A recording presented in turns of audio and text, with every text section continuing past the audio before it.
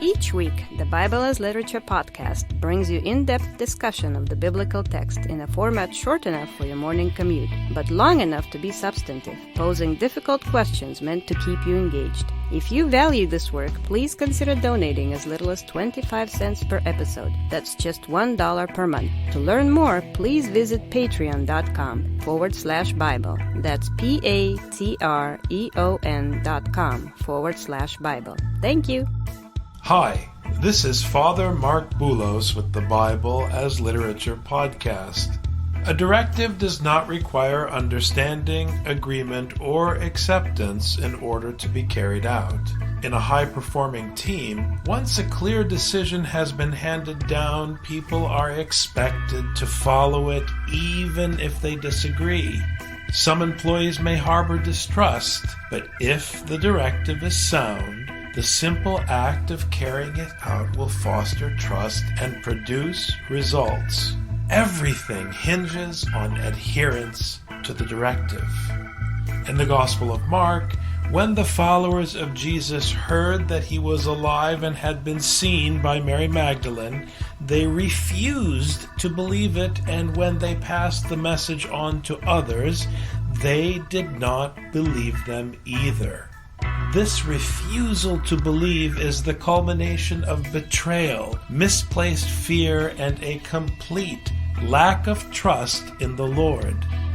Still, all hope is not lost, despite themselves, and whatever their attitude toward the message, the followers of Jesus carried out the directive given to Mary Magdalene to share the news that the Lord is alive and going into Galilee just as he said he would.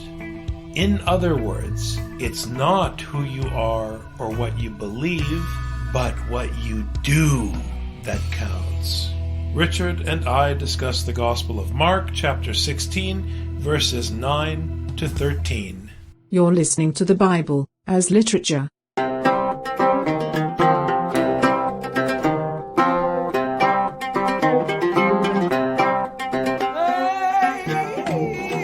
Hi, this is Father Mark Boulos. And this is Dr. Richard Benton. And you are listening to episode 212 of the Bible as Literature podcast. We continue down the trail to the conclusion of the Gospel of Mark. We're not going to wrap up this week. We're going to take another small grouping of verses and then go for a strong finish in next week's episode. So today we want to talk about verses 9 through 13, and we have an opportunity now to come back to the topic of Mary Magdalene. So we pointed out last week that the stance of the myrrh-bearing women, their fear, is what kept them away from Jesus when he was being put to shame and ultimately put to death. But then even after Joseph of Arimathea went against the will of God and took Jesus down from the cross in order to overcome his own sense of shame, or at a minimum to ensure that the will of the council, to which he was party and in fact a prominent member, that will would be executed in the place of the will of the Father of Jesus. He ensured that Jesus was dead. He took him down from the cross. The shame was buried away, hidden away. And then, of course, the women went early in the morning, which again, we argued on the podcast, was an indication that they were waiting for a quiet time when nobody was around. Everybody seems to be terrified of Caesar. And, of course, at the same time, terrified of the council, because whether it is the religious council or the council of your community within the Roman Empire, or it is the Roman authority, Pontius Pilate himself, functionally, it's the authority that you fear because you don't trust God. Let's take a moment to explain this just one more time, Richard. On the one hand, Pontius Pilate and the council have power because God gave it to them, because God holds everything in the palm of his hand. This undermines the whole philosophical quagmire of the theodicy, and frankly, I don't care because it's a pointless quagmire. The biblical worldview is much more practical. This is the way things are, and if your premise is that God is the master and the creator, that means that what you perceive as evil and what you perceive as good is all in the palm of his hand. So, Pontius Pilate ensured the execution of Jesus. The reason Jesus isn't afraid is not because Pontius Pilate is going to refrain from executing him. It's because Jesus trusts his Father, who put Pontius Pilate there and allowed what happened to happen. Functionally, fear is the only sin. Jesus was tried and convicted by every court as being guilty, which to all human eyes, including the eyes of his disciples, proved that he was guilty, proved that he was a sinner. But the only sin is fear. So in the eyes of God, he was not a sinner, and he was uniquely without sin because he did not fear Caesar. So the sin is the fear of Caesar. The fear of God, however, is correct. The fact that Jesus was not afraid of Caesar and was exclusively afraid of his Father proved that he was correct. We talked about the centurion. The centurion was impressed, uniquely impressed. So then how do we evaluate the followers of Jesus? Because so far, during and after the execution, the crucifixion, every single one of them was afraid of Caesar and what might happen from Caesar. They are all sinners, because sin can also be translated from Hebrew as rebellion. They rebelled against God, the only one to whom they owed loyalty. From the beginning of Mark, we learned what the book of Mark demands of the followers of Jesus, that they, A, exclusively fear God, and B, spread the message, that is, sow the seed. Jesus isn't going to be there to hold the hand of every single follower from now on. It is now about the message, about the word, about the teaching going out. So the only way to tell if they are loyal is whether they sow the seed. Jesus in the Gospel of Mark functions very much like an economos in a Roman household. And for those who don't know, the economos is the person responsible for ensuring that the house rules are followed. It is the word that provides the etymology for our modern term economy, economics, because the idea of economics is that you manage society by managing the exchange and the value of goods and services. It's a form of management. So the economos was the head slave who managed all the other slaves. Jesus in the Gospel of Mark comes to explain the mission. Then he shows you how to execute the mission. Then he moves on to another place and does the same thing, and then eventually he dies and goes away. So it's been about the teaching all along. It's not as though now that he's gone, it's suddenly about the teaching. It's just that while he was with you, he was preparing you so that you could walk according to the light, as John will explain in another gospel, after the fact, so that the mission would continue. Keep this in mind. Jesus is very hands-on and at the same time very strategic throughout the gospel. He's focused on the mission, he's coaching to the mission, and he sets up his team, to use modern terminology, so that after he's gone, the team can run the program.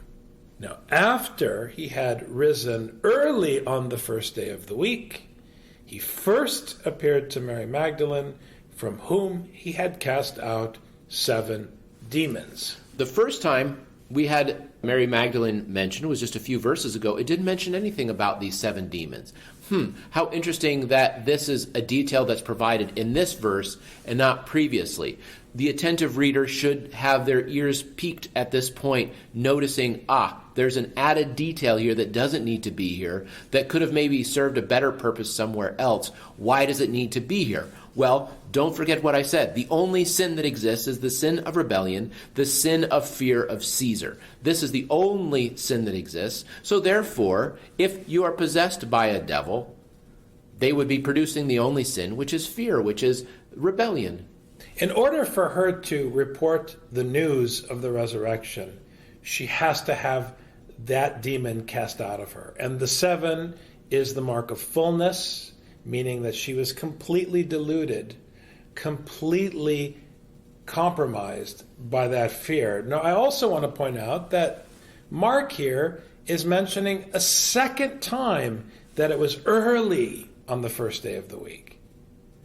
This is really critical, because to the extent that they were sneaking around at dawn so that the soldiers wouldn't notice them or whatever, or the council wouldn't find out, Jesus here is again like a manager who comes into the office before his team arrives.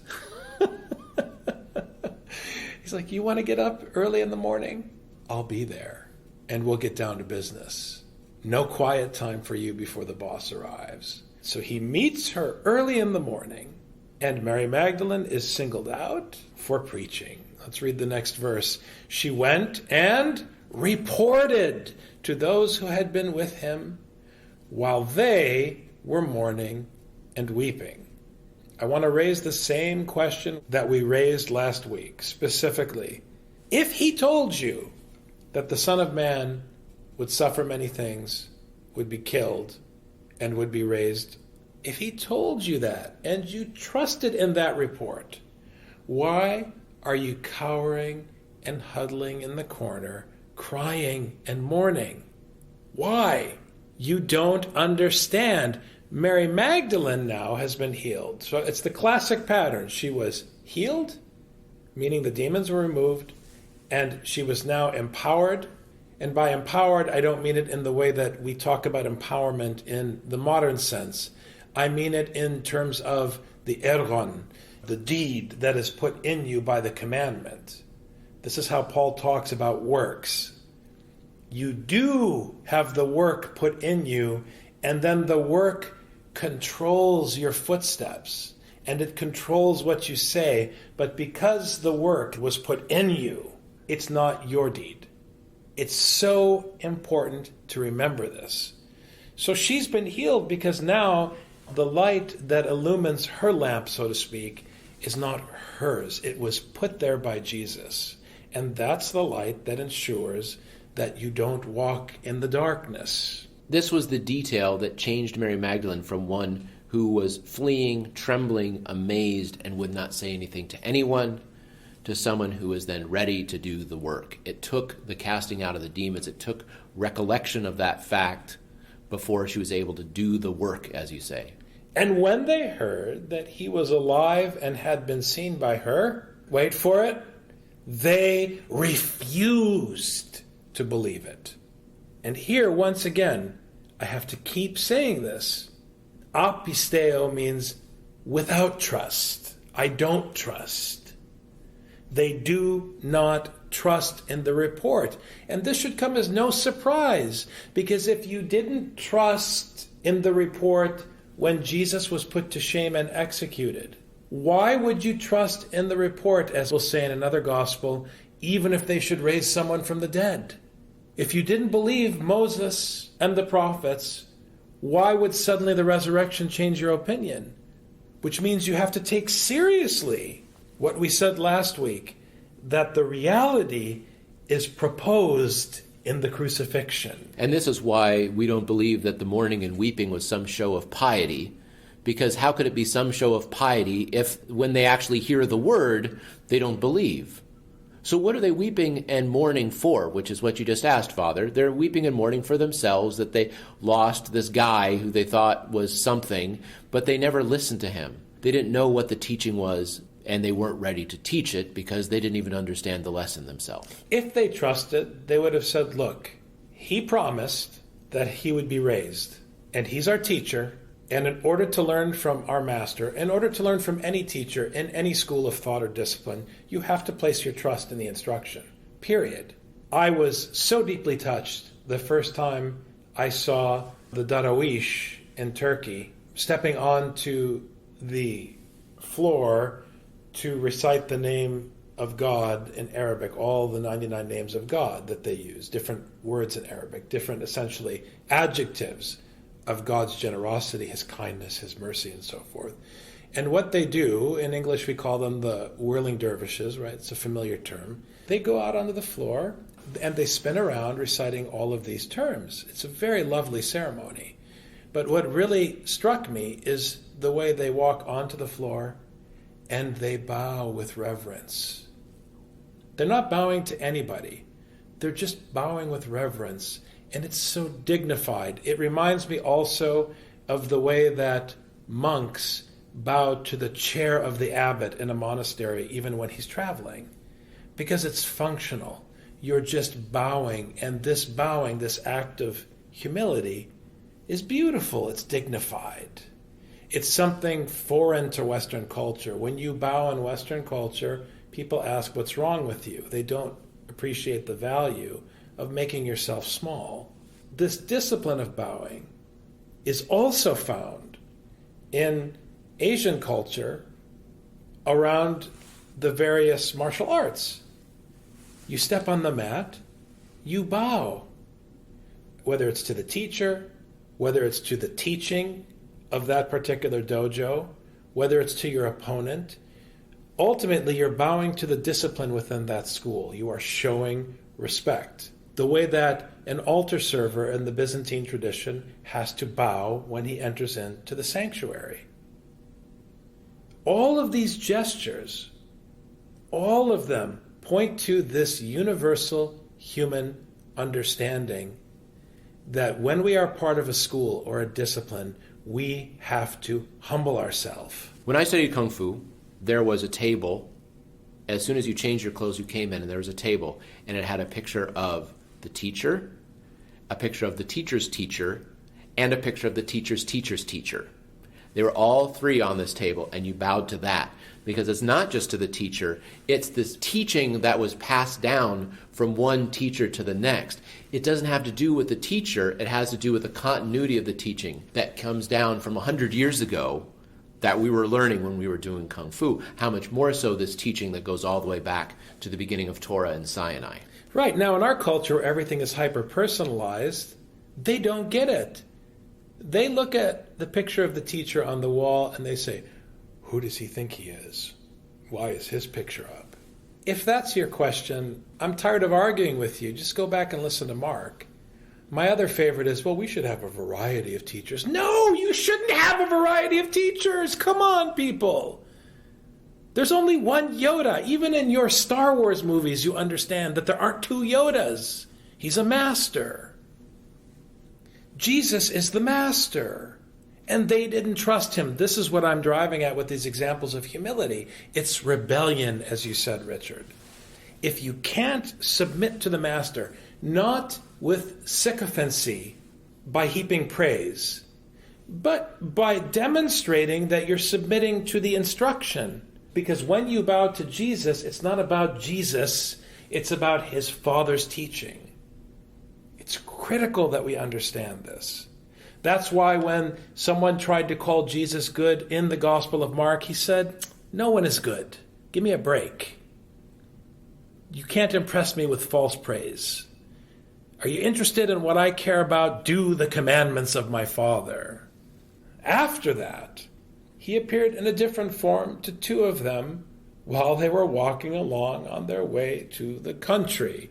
So the word here is morphi. You could say that he morphed. I don't know. I mean, that's how we use the word in English. But the point is that, as we've said many times, it isn't about the teacher.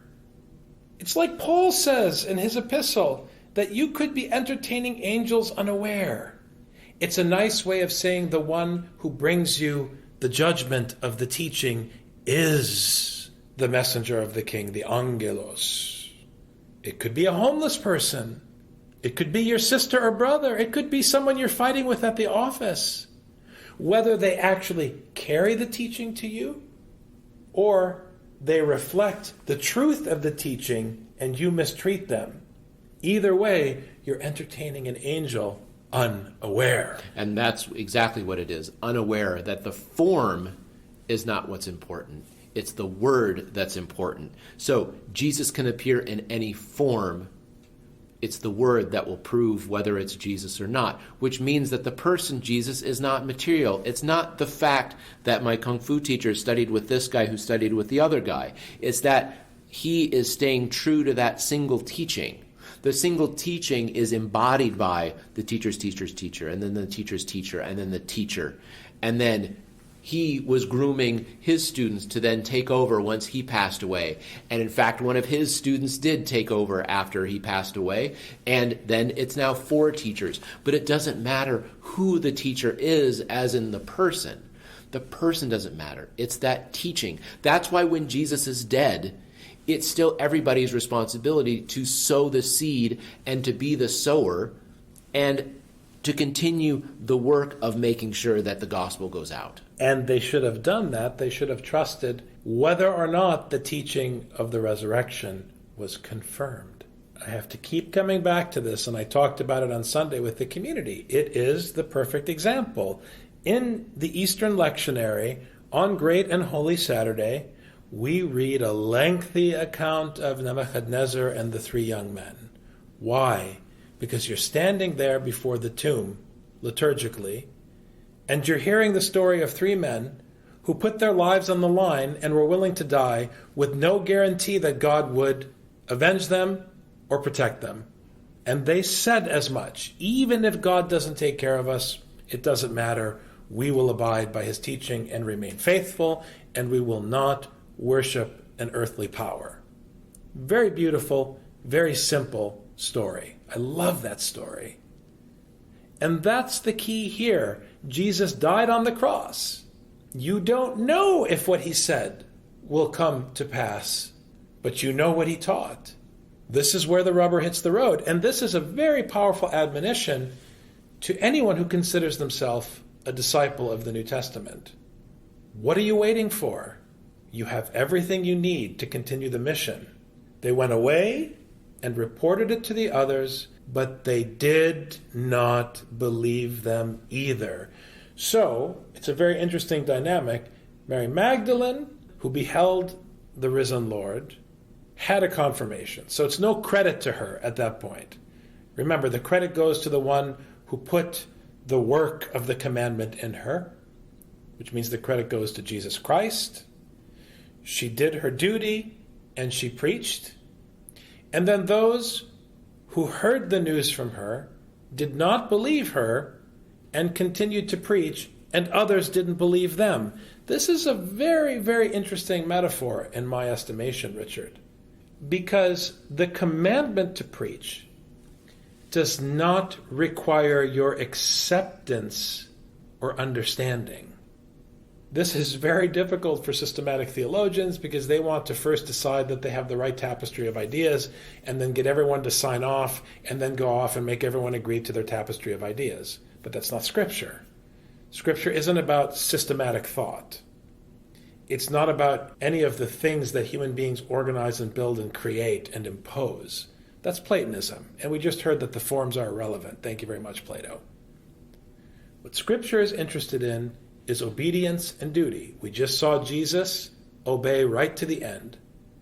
So now, in a way, they're passing a test.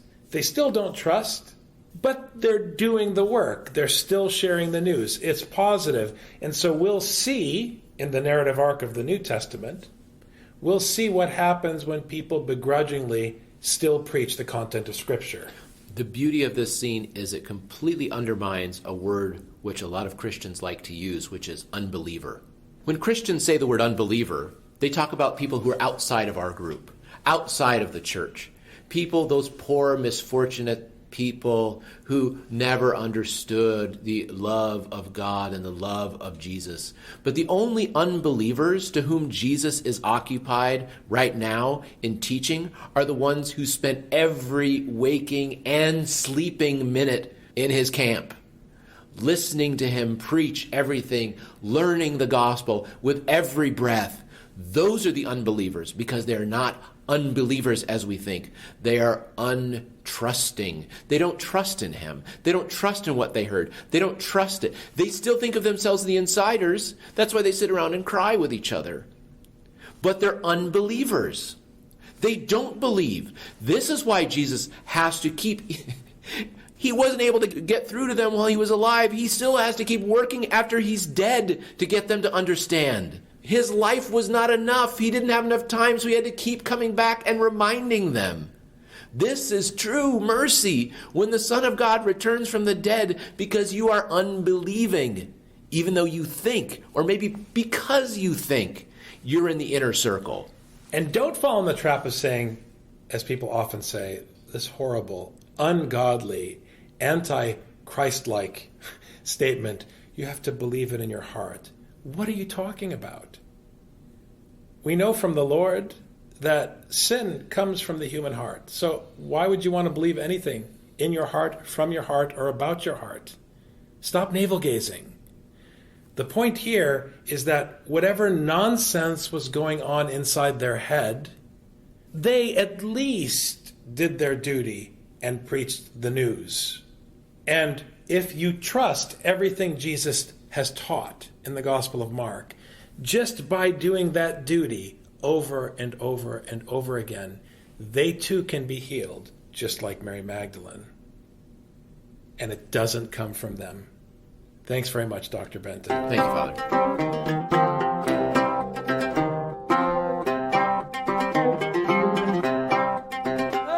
You've just heard the Bible as literature. Thanks for listening. The Bible as Literature is a production of the Ephesus School Network.